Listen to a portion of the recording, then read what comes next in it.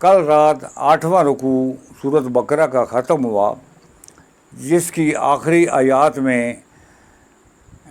اللہ تعالیٰ نے جو بنی اسرائیل کو ایک گائے ذبح کرنے کا حکم دیا تھا تو اس کا ذکر ہو گیا ہے۔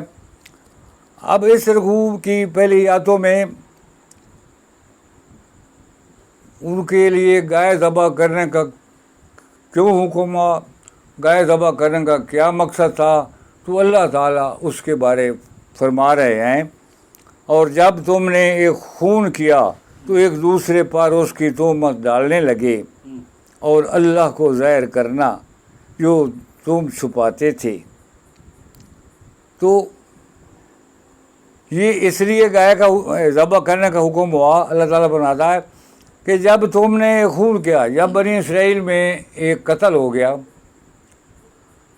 تو اس کا جو اصل قاتل تھا وہی مدعی بن گیا۔ وہ کبھی کسی کا نام لیتا، کبھی کسی کا نام لیتا، تو ایسا چلتا چلتا وہ ایک دوسرے پہ الزام لگانے لگے کہ تو نے قتل کیا ہے، کوئی کہتا تو نے قتل کیا ہے، یعنی اس کے قتل کرنے والا بھی نہیں مانتا تھا، وہ دوسروں پہ الزامات لگاتا تھا۔ تو بنی اسرائیل کی سب قوم اکٹھی ہو کر حضرت موسیٰ علیہ السلام کے پاس گئے کہ اے موسیٰ، اپنے اللہ تعالیٰ سے پوچھ دو کہ ہمارا یہ بندہ کس نے قتل کیا ہے تاکہ ہمیں پتہ چل جائے۔ تو اس اللہ تعالیٰ وہیں سے بتا، اس کو تو سب پتہ تھا، وہیں سے بتا دیتے تو اس میں کوئی فرق نہیں پڑتا تھا، لیکن وہ اپنی حکمت خود جانتا ہے۔ تو اس قتل کو، اس قاتل کی معلومات بتانے کے لیے اللہ تعالیٰ نے انہیں حکم دیا کہ ایک گائے ذبح کرو۔ وہ پچھلے رکوع میں اس گائے کا حلیہ، وہ گائے یعنی کیسی تھی، کتنے پیسوں کی تھی، تو اس کا تفصیل سے ذکر ہو چکا ہے۔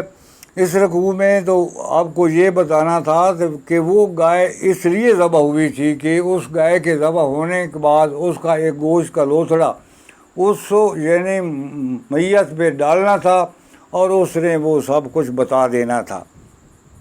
جو ایک قدرت ہے اللہ کی، ایسی شان ہے۔ تو ہم نے فرمایا اس مقتول کو، اس گائے کا ایک ٹکڑا مارو، اللہ یوں ہی مردے جلائے گا۔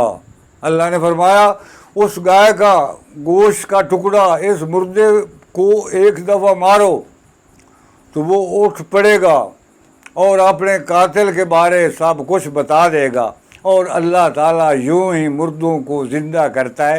تو اس کا اشارہ اللہ تعالیٰ نے قیامت کے روز کا دیا کہ اس دن یوں ہی مردے زندہ ہوں گے، جیسے یہ آپ کے سامنے آپ اس کو دیکھ رہے ہیں۔ جب انہوں نے گوشت کا ٹکڑا مارا تو وہ ہی مردہ اٹھ بیٹھا، اور اسی طرح تازہ خون اس کی رگوں سے جاری ہو گیا۔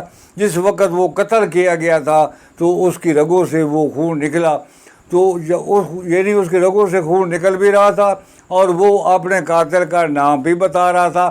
جب قاتل کا نام بتا رہا، وہ اس کا چچا زاد بھائی تھا اور اس محفل میں موجود تھا، وہ پکڑا گیا اور اس کے بعد وہ مردہ پھر فوت ہو گیا۔ تو اس کے بعد اللہ تعالیٰ نے آگے آئے گا، وہ اس لیے حکم آ کہ یعنی قاتل کو مقتول کی جائیداد کا حصہ نہیں ملتا، تو وہ الگ مسئلہ ہے جو انشاءاللہ تعالیٰ آگے آپ کے سامنے آئے گا، ہم آپ کو بتائیں گے۔ تو اللہ تعالیٰ نے فرمایا کہ میں اپنی نشانیاں تمہیں یوں ہی دکھاتا ہوں کہ تمہیں عقل آئے،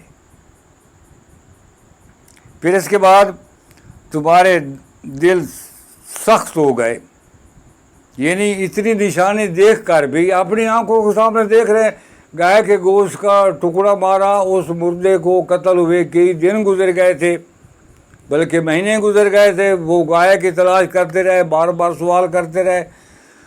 تو اتنے دن کے بعد جب بھی گوشت کا ٹکڑا اس کے جسم کے ساتھ لگا تو وہ فوراً اٹھ بیٹھا۔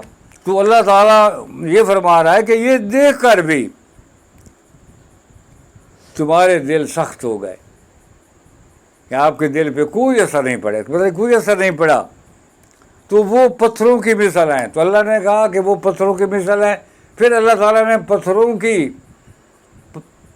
کی جو علامات ہیں، جو پتھروں کی اصلیت ہے، اس کے بارے آگے اللہ تعالیٰ نے وہ بھی بتا دیا. بلکہ ان سے بھی زیادہ کرے، یعنی پتھروں سے بھی زیادہ یعنی کورے تھے. اور پتھروں میں تو کچھ وہ ہیں جن سے ندیاں بہ نکلتی ہیں. جو ہمارے دریا ہم دیکھ رہے ہیں، یہ سب پانی پہاڑوں کے پتھروں سے نکل کر آ رہا ہے. یہ اللہ کی شان ہے کہ وہ پتھروں سے پانی پیدا کر رہا ہے.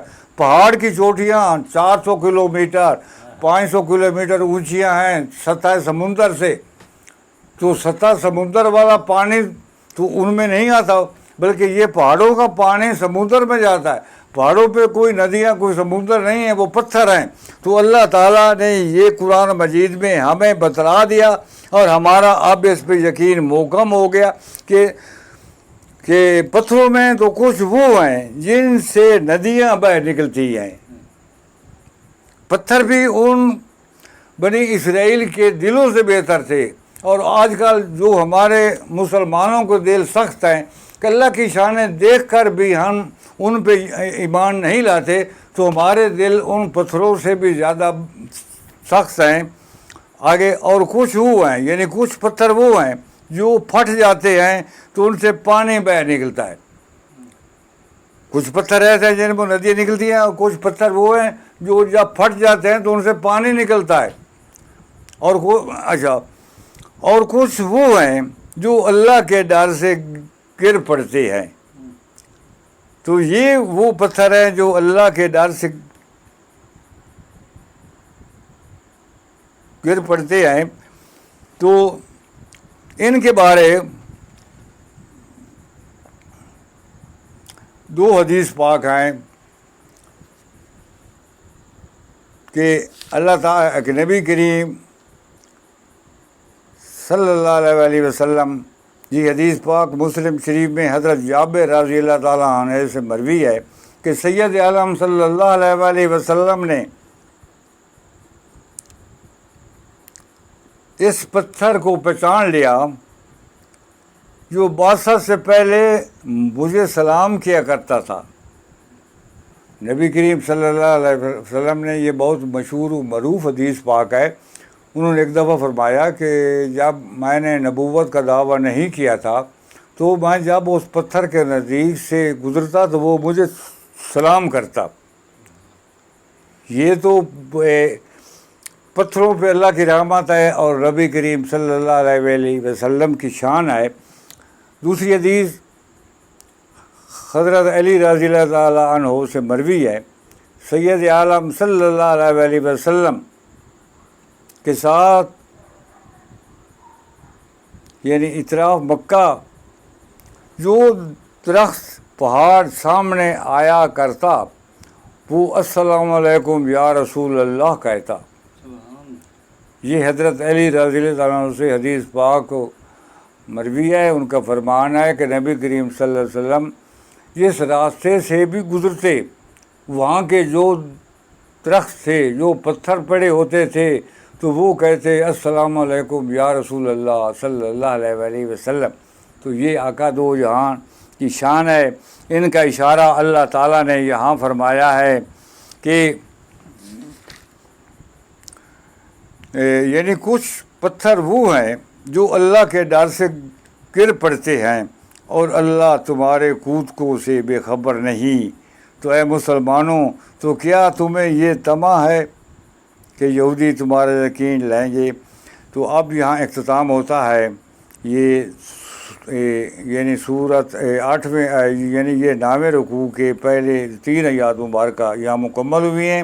یہاں یہ 2 بیان مکمل ہو گئے، یعنی گائے کا ذبح کرنا اور اللہ تعالیٰ نے جو پتھروں کی خاصیت بتائی ہے ان کا مکمل ہو گئے ہیں.